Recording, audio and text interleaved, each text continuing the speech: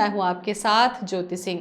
हर बार इस प्रोग्राम के माध्यम से मैं आपकी मुलाकात करवाती हूं एक ऐसी शख्सियत से जिनका जीवन सिर्फ अपनी तरक्की, अपना विकास या अपनी सुविधा ही नहीं बल्कि समाज, दुनिया, प्रकृति, पर्यावरण, किसी भी चीज़ के लिए समर्पित होता है। आज ऐसी ही शख्सियत से मैं आपकी मुलाकात करवाने जा रही हूँ। वो हैं वेटनरी डॉक्टर डॉक्टर पद्म जैन। प्रोफेशन से तो वो पशुओं की सेवा करते ही हैं, चिकित्सा के माध्यम से जो स्ट्रीट डॉग्स हैं या ऐसे जानवर हैं जो हताहत हो जाते हैं, कई बार हादसों से, उनकी निःशुल्क चिकित्सा भी करते हैं। ये उनके जीवन का एक पहलू है, लेकिन इससे अलग एक और भी उन्होंने जिम्मेदारी अपनी उठा रखी है पर्यावरण प्रेमी के तौर पर। बहुत बहुत स्वागत है डॉक्टर पद्म जी। नमस्कार। प्रोफेशन से तो आप सेवा वाले चिकित्सा में जुड़े ही हैं, क्योंकि पशु चिकित्सक जो होते हैं कहीं ना कहीं संवेदनशील होते हैं। हमने देखा है कि उन पशुओं की चिकित्सा करना, उनकी देखभाल करना, जो कई बार जंगल से भी आ जाते हैं हताहत होके, लेकिन पर्यावरण के प्रति ये जो जिम्मेदारी का भाव था वो कैसे आया आपके अंदर? देखिए, जो मेरा प्रोफेशन है तो वो मेरी जिम्मेदारी है ही है, पर इसके अलावा भी हम जब बात करते हैं दूसरी चीज़ों की तो मुझे ऐसा लगता है कि वो भी हमारी जिम्मेदारी है। यदि पेड़ लगाने की ही बात करूं तो पर्यावरण, वो पर्यावरण जो हमें सब कुछ देता है, जिसकी वजह से हमारा एग्जिस्टेंस है और जिसे हम सब कुछ ले रहे हैं, और यदि हम उसे अपनी तरफ से कुछ नहीं देंगे तो एक समय के बाद हो सकता है कि वो हमें देना बंद कर दे। तो ये वो चीज़ है जो मुझे प्रेरित करती है कि हमें वापस कुछ देना चाहिए। सपोज आप एक सिंपल सी बात करो कि आप एक गाड़ी चलाते हो, आप उसमें कोई फ्यूल डालते हो, तो एक फ्यूल एक समय के बाद ख़त्म हो जाएगा तो वो गाड़ी चलनी बंद हो जाएगी। तो ये समझ लीजिए कि पर्यावरण है, प्रकृति भी है, उसी तरह की है। यदि आप उसे सिर्फ दोहन करेंगे, लेते रहेंगे और उसे कुछ वापस नहीं करेंगे तो एक समय के बाद इसकी भी स्थिति उसी गाड़ी की तरह होगी जो जाके खड़ी हो जाएगी और फिर आप रुक जाएंगे। तो मुझे लगता है ये मेरी नहीं, हम सबकी जिम्मेदारी है कि हम जो प्रकृति से ले रहे हैं उसे किसी न किसी तरह से वापस करें। डॉक्टर पद्म, यहाँ पर एक अहम सवाल हो जाता है आपके इस जवाब के साथ में कि लोगों का ये कहना है कि हम विकास कर रहे हैं, हम विकासशील देश हैं, ऐसे में हमें सड़कें भी बनानी हैं, हमको शहर का विकास करना है, उद्योग धंधे करने हैं, माइंस करनी है, जंगल काटने हैं, तो फिर क्यों नहीं इसके पैरेलल एक ऐसा व्यवस्था की जाए कि जितना ही आप दोहन कर रहे हैं उतना संशोधन भी हो जाए या उनके लिए कोई रास्ता बना दे। क्या ये कमी आपने देखी इस पर्यावरण में जब काम करते हैं आप उस दौरान? बिल्कुल। यदि मैंने सिंपल सी बात है, यदि आप ले रहे हैं तो आपको देना पड़ेगा, अदरवाइज़ चीज़ें संसाधन ख़त्म हो जाएगी, उसके बाद आप क्या करेंगे? तो मुझे ऐसा लगता है कि डेफ़िनेटली हम जिस अंदाज में चीज़ों को ले रहे हैं प्रकृति से, उस अंदाज में हम वापस नहीं कर रहे हैं। तो आने वाले समय में हमारा वक्त अच्छा गुजर जाएगा, हम विकास को एन्जॉय कर पाएंगे, हम चीज़ों को बहुत मज़े से ले जाएंगे, पर जो फ्यूचर जनरेशन है, जो हम में से ही हमारा ही फ्यूचर जनरेशन आएगा, हमारी ही प्रोजेनी आनी है, तो उन्हें डेफिनेटली आने वाले समय में संकट का सामना करना पड़ेगा। तो ये जागने का समय है कि हम यदि अपने बच्चों का अच्छा भविष्य चाहते हैं तो उसके लिए हमें वापस करना सीखना होगा। बिल्कुल। मैं अपने दर्शकों को बताते चलूं कि डॉक्टर पद्म जैन, जो कि मैंने शुरू में ही कहा था कि प्रोफेशनली वो वेटनरी डॉक्टर हैं, लेकिन रायपुर और रायपुर के आसपास गांव और ऐसे कितनी जगहों पर हज़ारों लाखों पेड़ वो लगा चुके हैं, लोगों को जागरूक कर चुके हैं और लगातार उनका ये प्रयास जो है वो चल ही रहा है।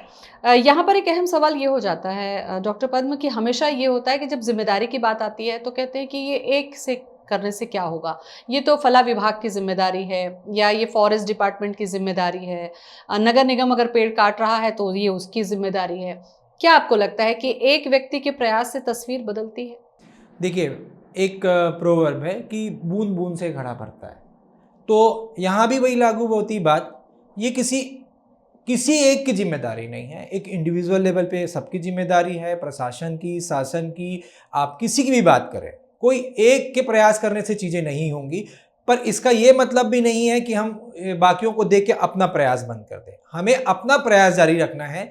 हम दूसरे क्या कर रहे हैं उस पर ध्यान न दें, हम क्या कर रहे हैं सिर्फ उसका हम यदि आकलन करें तो ज़्यादा बेहतर होगा। मैं कभी ये नहीं देखता कि दूसरा क्या कर रहा है, क्या नहीं कर रहा है। मैं सिर्फ ये देखता हूं कि मैं क्या कर रहा हूं, मैं कितनी पॉजिटिव चीज़ें अपनी ज़िंदगी में ला रहा हूं और उस पॉजिटिविटी को समाज के लिए किस तरह से इस्तेमाल कर रहा हूं। मुझे कभी इस चीज़ का एहसास नहीं होता कि यदि मैं पेड़ लगा रहा हूं तो मेरा बाजू वाला पड़ोसी लगा रहा है कि नहीं, वो लगा रहा है कि नहीं, ये मेरा मुद्दा ही नहीं है।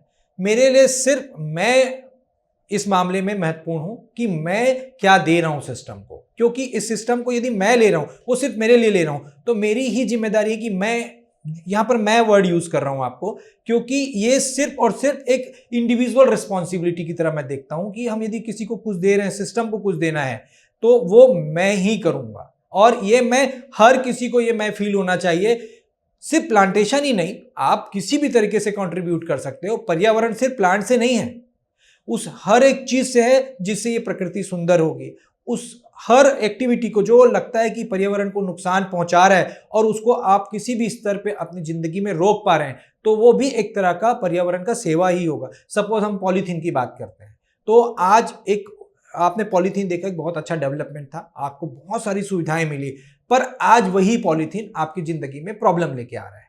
तो अब यदि आप उस पॉलीथीन का इस्तेमाल बंद कर दें, तो ये आप अपनी एक जिम्मेदारी पूरी कर रहे हैं और इस तरह से आप अपने समाज की और इस पर्यावरण की मदद कर रहे हैं। और ऐसे तमाम उदाहरण हैं, चाहे वो सिर्फ पानी बचाने से लेकर हो या और भी चीज़ों को दोहन करने और नहीं करने को लेकर हो। तो ऐसे बहुत तमाम सी चीज़ें जिसको आप अपनी ज़िंदगी में शामिल करके आप पर्यावरण की मदद कर सकते हैं। मैंने प्लांटेशन को चुना है, वो एक पार्ट है, एक बहुत छोटा सा हिस्सा है। मैं कोई बहुत बड़ा काम नहीं कर रहा हूं, मैं जो काम कर रहा हूं एक साधारण आदमी के कैपेसिटी में कर रहा हूं, और मुझे लगता है कि वो बहुत छोटा प्रयास है। मुझे ऐसा कभी नहीं लगता, लोग मुझे बोलते हैं कि आप बहुत अच्छा काम कर रहे हो, तो मैं कभी ऐसा महसूस नहीं करता कि मैं बहुत बड़ा काम कर रहा हूँ। ये मेरी जिम्मेदारी है जो मुझे करनी चाहिए। डॉक्टर साहब, प्लांटेशन की जब हम बात करते हैं तो आप देखिए कई कई खास मौके पर, चाहे पर्यावरण संरक्षण दिवस की बात कर लें या किसी के जन्मदिन की बात कर लें, बड़े लेवल पर, मास लेवल पर हजारों की संख्या में पेड़ लगाए जाते हैं, लेकिन नतीजा सिफर होता है।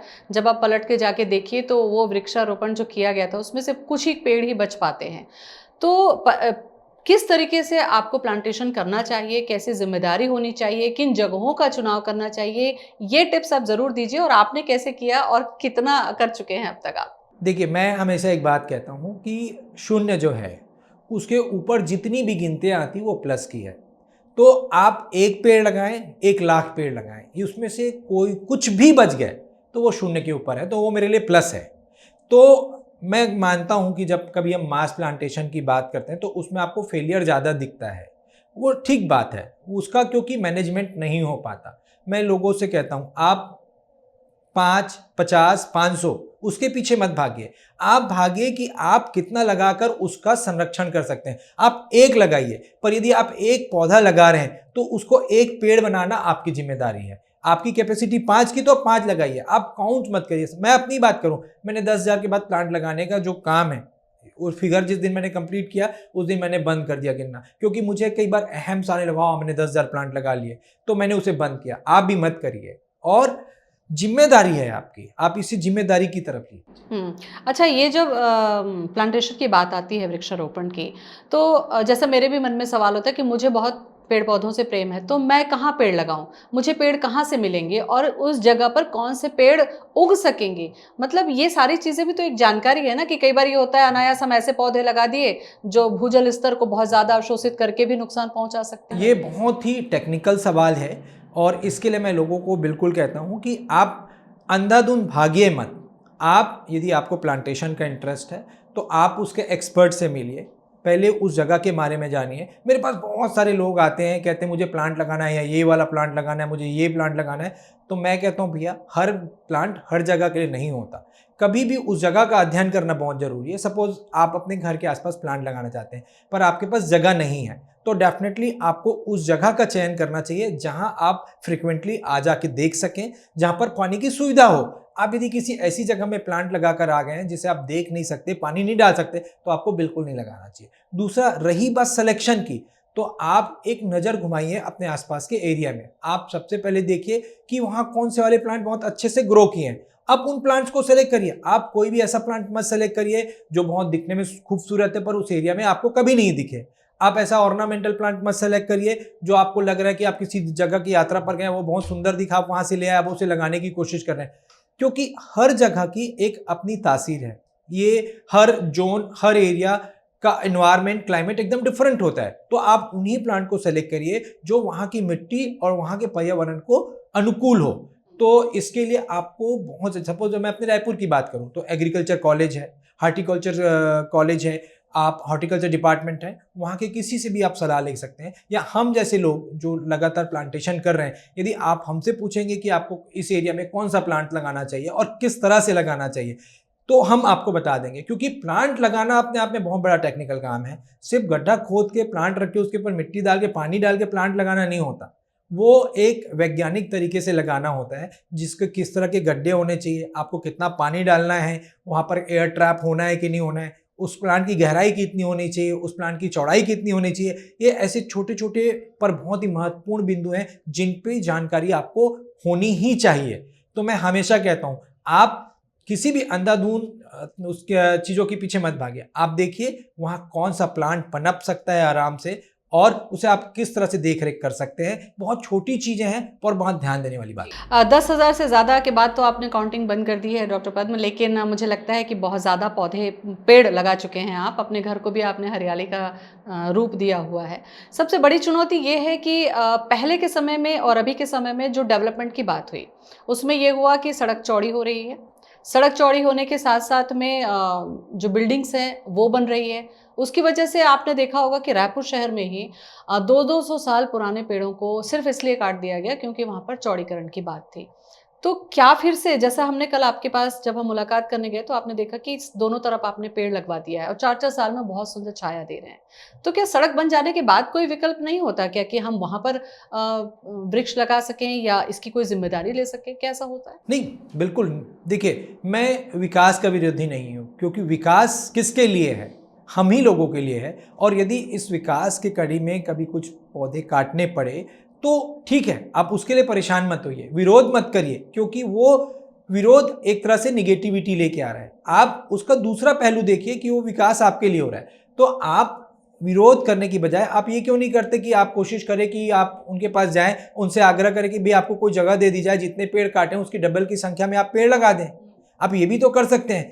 पर हमारे बेसिक नेचर में मुझे ऐसा लगता है कि हम पहला विरोध करना सीखते हैं कि नहीं नहीं, ये नहीं होना चाहिए, ये गलत हो रहा है, आप ये गलत कर रहे हैं। आप ये मत सोचिए, आप पॉजिटिव रहिए। आप, वो विकास आपके लिए, यदि वो सड़क बन रही है तो आप और आपके जैसे कितने सारे लोग वहां से आएंगे जाएंगे, आपका काम सुलभ हो जाएगा। तो आप पॉजिटिव हो जाए, आप उनसे डिमांड करें। मैं आपके जब अपने ये कॉलोनी की बात करूं तो मेरे घर के कॉलोनी में रोड बन रहा था, तो मुझे थोड़ा विरोध करना पड़ा। मैं रोड रोलर के आगे लेट गया कि मुझे आप इन जगहों पे गड्ढे छोड़ के दीजिए, मैं प्लांट्स लगाऊंगा। और उन्होंने मेरी बात को समझा और वो आप जाके देखिए, वो रोड भी बन गया और वहाँ पेड़ भी लग गए। तो ये भी चीज़ें की जा सकती है। हाँ, यदि कोई लगता है कि उतनी समझदारी नहीं दिखा रहा है तो थोड़ा विरोध प्रदर्शन समझ में आता है, पर वो विरोध पॉजिटिविटी के लिए होना चाहिए, निगेटिविटी के लिए नहीं। कि सिर्फ विरोध करने के लिए विरोध करना मैं बिल्कुल सही नहीं मानता। कुछ जगहों पर जो एक बोध होता है, जो एक दृष्टि होती है, वो भी हमने आप में देखी डॉक्टर पद्म की। जब आप सड़कों पर चल रहे हैं और आपको दिखता है कि ये जो जगह खाली पड़ी है इसका कोई इस्तेमाल नहीं है, तो वहाँ के लिए भी आप जिम्मेदारी उठा सकते हैं, वहाँ के लिए भी आप पेड़ों के लिए अप्रोच कर सकते हैं। तो ऐसे में लोगों की कैसी प्रतिक्रिया होती है, लोग किस तरीके से रिएक्ट करते हैं आपके इस जिम्मेदारी को लेकर? देखिए, मतलब मोस्टली मुझे लोग पॉजिटिव कमेंट्स ही आते हैं, पर हमेशा पॉजिटिव आता है ऐसा नहीं है, निगेटिव भी आते हैं। पर मुझे कान दो दिए हैं, तो एक से सुन के दूसरे से निकाल देता हूँ यदि मुझे लगता है कि वहाँ से अच्छी वाइब्स नहीं आ रही हैं। और मैं उन पॉजिटिव कमेंट्स को बिल्कुल पॉजिटिव लेता हूँ और उस पर काम करता हूँ। निगेटिविटी के कोई जगह नहीं है मेरी लाइफ में।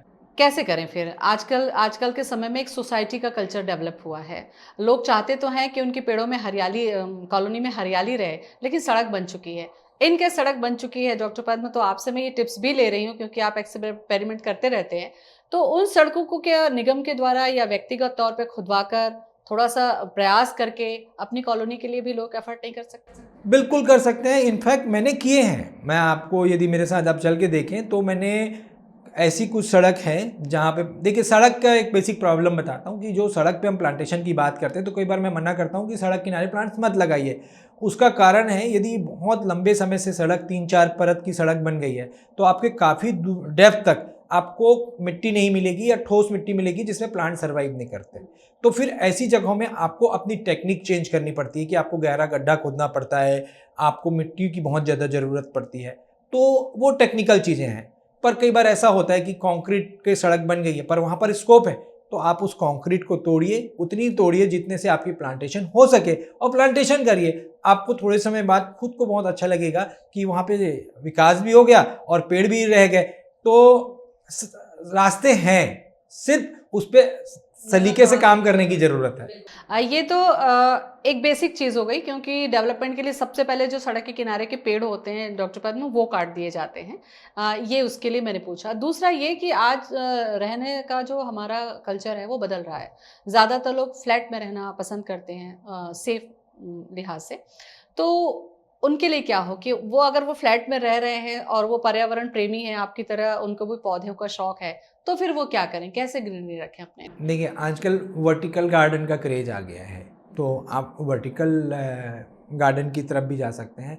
मैं 2 या 3 साल पहले, कोविड के जस्ट पहले, मैं सिंगापुर गया था। तो वहाँ मैंने देखा कि आप यदि वहाँ देखेंगे तो बिल्कुल हर बिल्डिंग बिल्कुल हरी है। इवन वहाँ यदि मैं रोड डिवाइडर की बात करूँ तो उन रोड डिवाइडर्स को उन्होंने इस तरह से डिज़ाइन किया है कि वो जब चाहें उसको शिफ्ट कर सकते हैं, और उन सारे उन्होंने प्लांटर्स लगा रखे हैं जिसमें चक्के लगे हुए हैं। अच्छा। तो आप यदि उनको रोड चौड़ी चाहिए तो उन प्लांटर्स को वो हटा देते हैं, रोड चौड़ी हो जाती है, अदरवाइज उसे डिवाइडर की तरह भी यूज़ करते हैं।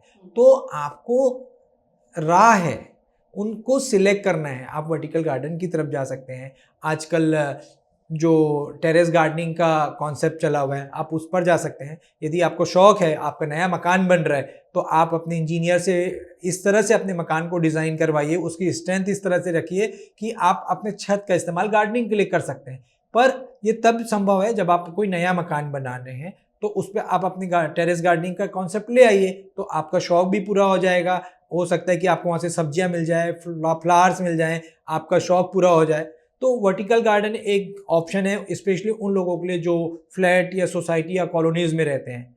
तो ये जिम्मेदारी की बात है, वो आपको करना पड़ेगा। आपका व्यक्तिगत अनुभव भी मैं इसमें थोड़ा सा शामिल करूंगी डॉक्टर पद्म, क्योंकि जब कल हम आपसे चर्चा कर रहे थे तो आपने बताया कि कुछ लोग हैं जो आपसे हर बार आते हैं, पौधे लेके जाते हैं और बाकायदा उसकी परवरिश करते हैं। कोई ऐसा अनुभव है जो साझा करें, क्योंकि आपके पास से बहुत लोग पेड़ लेके जाते हैं। कल भी मैंने देखा आपके पास बहुत सारे बड़े बड़े पौधे रखे हुए थे अभी।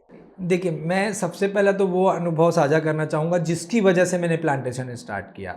जब मैंने 2005 में अपनी क्लिनिक स्टार्ट की थी, तो हमने उसी साल एक एंटी रेबीज़ कैंपेन लगाया था, जिसका पर्पस था कि हम अपनी क्लिनिक का एडवर्टीजमेंट कर पाए।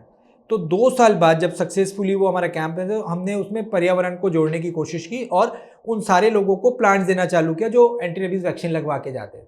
तो उस वक्त हमारे पास समय होता था, बहुत काम नहीं था, तो हम लोगों को घर जाके देखते थे कि क्या वो प्लांट सही लगा या नहीं लगा।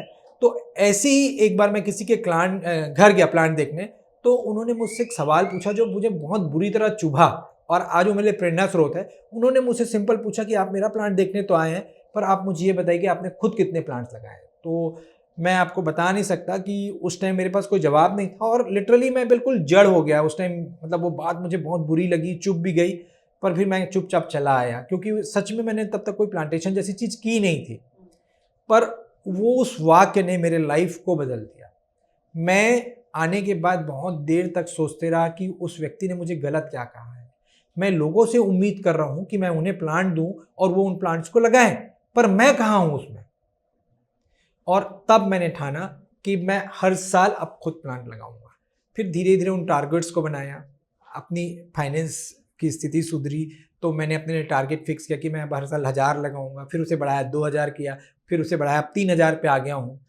तो ये वो वाक्य था जिसे मुझे प्रेरणा दी। और जब मुझे लोगों ने देखा, मुझे अब लोग देखते हैं, मैं शेयर करता हूँ फेसबुक पे, इंस्टाग्राम पे, या जैसे आपके इन चैनलों के माध्यम से जब इंटरव्यू होता है तो लोग देखते हैं, उसमें से कुछ प्रेरित होते हैं। पर हर किसी के पास साधन हो ऐसा नहीं है। किसी के पास जगह है तो पेड़ नहीं है, किसी के पास पेड़ है तो ट्री गार्ड नहीं है। तो फिर मैंने उन लोगों को प्रमोट करना किया जिनके पास ना ट्री गार्ड है ना पेड़ है, पर जगह वो लगाना चाहते हैं, इंटरेस्ट है। तो अब मैं उन लोगों को देखता हूँ, ढूंढता हूँ, और वो लोग आते हैं, उनको हर साल 5, 10, 15 प्लांट्स चाहिए होते हैं। उनके लिए मेरे घर पे हमेशा ट्री गार्ड और पेड़ पूरे साल भर उपलब्ध होते हैं। आपको जब चाहिए आप ले जा सकते हैं। और ऐसे वैसे लोग, मैं आपको बिलीव करूंगा, मेरे हॉस्पिटल में 10 का स्टाफ है, वो हर स्टाफ हर साल कम से कम 5 पेड़ लगाता है। उसमें से मेरा एक स्टाफ है जिसको हर साल 50 पेड़ चाहिए होते हैं, जिसे अपने मोहल्ले के लड़कों के साथ खुद गड्ढा करके वो लगाते हैं।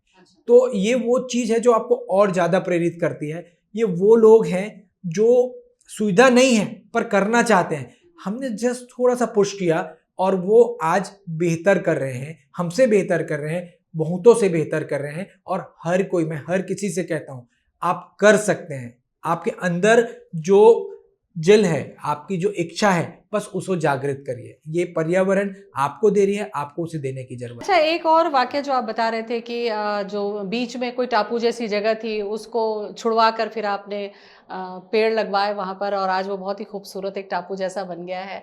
तो ये तो आपकी जो नज़रें हैं वो खोजी जगह जो है वो मुझे लगता है खाली जगह ढूँढती रहती हैं कि कहाँ पर पेड़ लगाया जा सकता है। देखिए, मैं जहाँ भी जाता हूँ तो सबसे पहले मेरी नज़र पड़ती है कि वहाँ कौन से तरह के पेड़ हैं, कितने पेड़ हैं। और मेरा सबसे बड़ा टारगेट, यदि मैं रायपुर की बात करूँ या जहाँ कहीं भी जाता हूँ, तो वहाँ के तालाब में ज़रूर जाता हूँ कि देखता हूँ वहाँ कितने पेड़ हैं। मैं रायपुर के ऐसे कई तालाब आपको दिखा सकता हूँ, मेरे साथ चलिए, आपको उसके पहले और अब की फ़ोटो, तो आपको लगेगा क्या ड्रास्टिक चेंज आया है। तो जिस तालाब की आप बात कर रहे हैं वो मेरे अपने मोहल्ले में अवंती विहार का तालाब है। 6 या 7 साल पहले गवर्नमेंट का एक प्रोजेक्ट आया था तालाब के गहरीकरण का, तो वो तालाब मेरे सामने ही गहरा हो रहा था। तो वहाँ के मैंने इंजीनियर साहब से बड़ी रिक्वेस्ट की, सर ये बीच के तालाब को अब गहरा मत करिए, उसे टापू जैसा छोड़ दीजिए, वहाँ मैं अपना प्लांटेशन करना चाहता हूँ। और उन्होंने जेन्युइनली वो जगह छोड़ी। आप चल के देखिए, आपको बड़ा मजा आएगा। चारों तरफ पानी भरा हुआ है, बीच में वो टापू है, उसमें पेड़ है। तो ऐसी कई जगहें हैं जहाँ मैंने लोगों से रिक्वेस्ट की, जब काम चल रहा होता है, मेरी नज़र पड़ जाती है तो उनसे रिक्वेस्ट करता हूँ। वैसे उसी तालाब के सामने एक तिराहा है जहाँ एक जैतखाम बनने के लिए जगह दी गई है। तो उस PWD के इंजीनियर नसीने साहब थे, तो उनसे मैंने रिक्वेस्ट की, सर इस जगह में आप मिट्टी भरवाइए तो मैं प्लांट लगा देता हूँ। तो वो प्लांट उन्होंने मिट्टी भरवाई, मैंने प्लांट लगा दिए। और सबसे अच्छी बात रही, जब वो जगह जैतखाम के लिए दी गई तो मैं सामाजिक लोगों से मिलने गया, भाई कि यहाँ मेरे प्लांट्स हैं, आप प्लीज़ इन्हें ख़राब मत करिएगा। तो उन्होंने आगे बढ़ के मुझे कहा, आपने इतना सुंदर काम किया तो हम सोच भी नहीं सकते कि इन प्लांटों को हम कुछ करेंगे, ये तो हम इनको अब किस तरह से अच्छा रखें वो हमारी जिम्मेदारी है। तो जब आप अच्छा करते हैं तो आपको अच्छे लोग मिलते हैं। तो बिल्कुल, आप भी कभी देखें, आपको लगता है तो आप रिक्वेस्ट करेंगे तो आपकी सुनी जाएगी। ऐसा नहीं कि सारे लोग अड़ियल होते हैं, अच्छे लोग भी होते हैं, अच्छा काम करना चाहते हैं, उन्हें आपके यहाँ हमारे जैसे लोगों की ज़रूरत होती है। अब जो रायपुर से बाहर, इस बार जब हम आपसे मिले थे पिछली बार तो पर्यावरण संरक्षण दिवस के दिन, अब आप बाहर भी जाकर, या जैसे माना है या दूसरी तरफ है, इन जगहों पर भी अब वृक्षारोपण की दिशा में काम कर रहे हैं। बिल्कुल, मैं अपने आप को बांध के नहीं रखा हूँ, मैं कहीं भी जा सकता हूँ। मैं इवन MP में पिछले साल मुझे बालाघाट बुलाया गया था प्लांटेशन के लिए, तो मैं वहाँ भी गया था। मेरे गांव में मेरी वो हर संस्था जिसमें मैंने पढ़ा हूँ, वो हर संस्था जिसमें मैंने नौकरी की है, कर रहा हूँ, वहाँ आप आके देखिए, हर संस्था में प्लांट्स लगे हुए, मेरे अपने स्कूल में, कॉलेज में, हर जगहों में। और मेरे गांव में हर साल जो मेरे गांव के लोग हैं, जब उन्हें पता चला कि मैं करता हूँ तो मैं जाता हूँ तो वो पहले से मुझे लिस्ट दे देते हैं कि हमको इतने पेड़, ये वाले पेड़ चाहिए। तो लगभग 500 पेड़ मैं हर साल अपने गांव भेजता हूँ। और मेरे गांव वाले, मेरे जो बड़े भी वहाँ रहते हैं, उनसे प्लांट्स लेके जाते हैं। तो वो मेरे लिए बड़ा खुशी का बात है कि मेरे गांव वाले मुझे समझते हैं और मेरे इस मुहिम में मेरे साथ कदम से कदम मिला के चल रहे हैं। दूसरी पहलू, चूंकि आपने कहा कि बड़े बड़े पेड़ हैं और कल जब हम आपसे मिलने गए तो हमने देखा था वहाँ बहुत बड़े बड़े पेड़ हैं। इच्छा होती है कई बार कि हम भी ऐसा करें, लेकिन कई बार आर्थिक स्थिति भी आड़े आती है, क्योंकि पेड़ बहुत महंगे होते हैं, ये मुझे पता है क्योंकि मैं भी थोड़ा सा शौक रखती हूँ। तो ऐसे लोग जिनके पास में इच्छा है, वो करना चाहते हैं, क्या ऐसे लोग अप्रोच करते हैं आपको और उनकी आप लोग हेल्प करते हैं? बिल्कुल, ऐसे लोग करते हैं, हम पेड़ देते हैं। आप मतलब कई संस्थाएं हैं जो हमसे पेड़ लेके जाती हैं, और कई इंडिविजुअल पे, जैसे मेरे घर के बिल्कुल बाजू में एक मोहल्ला है जहाँ बकरी पालने वाले कुछ लोग हैं। उसमें से एक बुजुर्ग हैं जो हर साल 5 से 10 पेड़ लेके जाते हैं, पिछले 6-7 साल हो गए, और वो पेड़ लगाते हैं। वो ट्री गार्ड पेड़ मैं उनको देता हूँ, उनकी जिम्मेदारी ये है कि वो पेड़ लगाए और बड़ा करें। तो वो आर्थिक रूप से पिछड़ा होना इस बात के बिल्कुल आड़े नहीं आता। और सिर्फ मैं नहीं, ऐसे बहुत सारे लोग हैं, इवन फॉरेस्ट वाले आपको प्लांट देते हैं, आप उनसे भी ले सकते हैं। तो ये बिल्कुल भी गलत बात है कि आर्थिक रूप से यदि आप पिछड़े हैं तो आप प्लांट्स नहीं लगा सकते, ऐसा बिल्कुल भी नहीं है। आपको सुविधाएं सरकार दे रही हैं, संस्थाएं दे रही हैं, मेरे जैसे कितने और भी लोग होंगे जो आपको प्लांट्स देते हैं, बस आपको ढूंढने की जरूरत है, यदि आज चाह है तो राह है। सम्मानजनक स्थिति में अब आप पहुंच चुके हैं डॉक्टर पद्म, अलग अलग संस्थाओं से सम्मान भी किया जाता है। जब सम्मान मिलता है तो आपको ऐसा नहीं लगता कि ये जो सम्मान है, आपका सम्मान कई लोगों को मोटिवेशन भी दे रहा है? तो ये सम्मान तो स्वीकार्य भी है, और किस तरीके से प्रचार प्रसार आप करते हैं इसे? देखिए, सम्मान के लिए मेरा ऐसा मानना है कि सम्मान आपको हमेशा अच्छा लगता है, किसी भी व्यक्ति को सम्मानित होता अच्छा लगता है, पर सम्मान आपको जिम्मेदारी भी देता है। यदि कोई आपको सम्मानित कर रहा है तो वो आपके कार्यों के लिए है। तो जब आपको सम्मान मिलता है, जब पर्टिकुलरली मुझे, तो मुझे वैसे ही फील होता है कि एक फल से लदा हुआ वृक्ष है जो झुकते चला जाता है। तो सम्मान मुझे और विनम्र बना देता है और मुझे मोटिवेट करता है कि मैं और बेहतर करूं। और निश्चित तौर पे मैं भी कई लोगों से जब सम्मानित देखता हूं कि वो सम्मानित हो रहे हैं तो मुझे उनसे मोटिवेशन मिलता है। तो शायद मुझे भी सम्मान मिलता होगा, तो हो सकते हैं जो मुझे सम्मानित होता हुआ देखते होंगे तो उन्होंने कहीं ना कहीं से मोटिवेशन आता होगा कि हमें इस तरह से करना है। तो ये तो एक चेन रिएक्शन है। अच्छा डॉक्टर साहब, यहाँ पर एक सवाल मैं ये भी पूछ रही थी कि जब आप पर्यावरण संरक्षण दिवस हो या किसी भी दिन जब आप बड़ी संख्या में पौधे लगाने के लिए जाते हैं, तो क्या किसी को इनवाइट नहीं कर सकते कि कुछ लोगों को आप और अपने साथ रख लीजिए, क्योंकि वो अगर ये देखेंगे तो कल को ये जो चेन है वो आगे बढ़ेगी। तो क्या उसमें कुछ लोगों को शामिल करते हैं आप? नहीं, बिल्कुल शामिल करते हैं, लोग विलिंगली हमारे साथ जुड़ते हैं। बस यही है, जो अनसंग हीरो होते हैं, जो आपको नहीं दिखते, मैं आपको दिख रहा हूं, पर मैं आपको यहाँ इसलिए दिख रहा हूँ क्योंकि मेरे पीछे बहुत सारे ऐसे लोग हैं जो मुझे यहाँ तक लेके आए हैं। आप सबको अपनी स्टूडियो पे बुला के इंटरव्यू नहीं कर सकते, तो उनके रिप्रेजेंटेशन के लिए मैं यहाँ पर आया हूँ।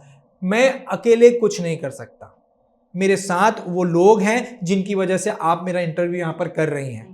तो वो एक नहीं, अच्छे खासे तादाद में है, जो हर जगह नहीं होते हैं, पर कुछ जगहों पे कुछ होते हैं, कुछ जगहों पे कुछ होते हैं। मैं एक कॉमन होता हूँ। तो मैं ऐसा बिल्कुल नहीं मानता कि ये मेरा इंडिविजुअल एफर्ट है। ये उन सारे लोगों की कहानी है जो मैं यहाँ रिप्रेजेंट कर रहा हूँ, जो मेरे साथ होते हैं, कभी डायरेक्टली कभी इनडायरेक्टली।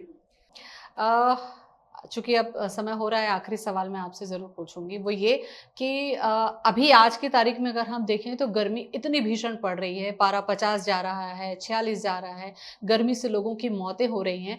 और कल जब हम आपके घर गए तो सड़क में हमने देखा कि एक पैच में आप खड़े भी नहीं हो सकते क्योंकि वहाँ पेड़ नहीं है, दूसरे पैच के नीचे हमने कई लोगों को आराम करते हुए देखा। तो क्या नहीं लगता आपको कि अब ये हमारी जिम्मेदारी बन चुकी है कि इस तपिश को रोकने के लिए हमको आगे आना होगा? बिल्कुल हमारी जिम्मेदारी है। और मैं एक चीज़ बोलता हूँ, यदि आज आप ऑक्सीजन ले पा रहे हैं या आपको कहीं छाया मिल रही है, तो ये जिम्मेदारी हमारे बुजुर्गों ने समझी होगी, इसलिए वो पेड़ लगे हैं। और जब हम बुजुर्ग हो जाएंगे और हमारा नेक्स्ट जनरेशन आएगा और जब उसको ये प्लांट हवा और छाया के लिए नहीं मिलेंगे, तो डेफिनेटली आपको गाली नहीं देंगे कि हमारे बुजुर्गों ने कुछ नहीं किया। आज आप अपने बुजुर्गों के लिए खुश हो सकते हैं कि उन्होंने एक दूरदर्शिता दिखाते हुए प्लांटेशन किया है। तो वही दूरदर्शिता हमको भी दिखानी चाहिए। ये हमारी जिम्मेदारी है अपने नेक्स्ट जनरेशन के लिए। यदि आप फैमिली की बात करें तो आपको नहीं लगता कि आप अपने बच्चों के लिए पैसा जोड़ते हैं, उनके अच्छे बेहतर भविष्य के लिए सारी मेहनत करते हैं, तो क्या वो मेहनत पर्यावरण के अच्छाई के लिए करेंगे तो वो आपके बच्चों के लिए नहीं होगा? आप सिर्फ पैसा मत जोड़िए, पर्यावरण को भी बेहतर रखिए, प्रकृति को भी कुछ दीजिए, वो प्रकृति आपके बच्चों के लिए देगी। तो भौतिकता ठीक है, लेकिन भौतिकवादी होकर सुविधा भोगी न बन जाएं और अपने हितों के लिए पर्यावरण को जितना संभव हो कम से कम नुकसान पहुंचाएं, और नुकसान पहुंचा भी रहे हैं तो उसके पैरेलल उतना ही विकल्प आप प्रस्तुत कर दें। बहुत अहम जिम्मेदारी आप निभा रहे हैं पर्यावरण प्रेमी की तरह। बहुत बहुत शुक्रिया। Thank you.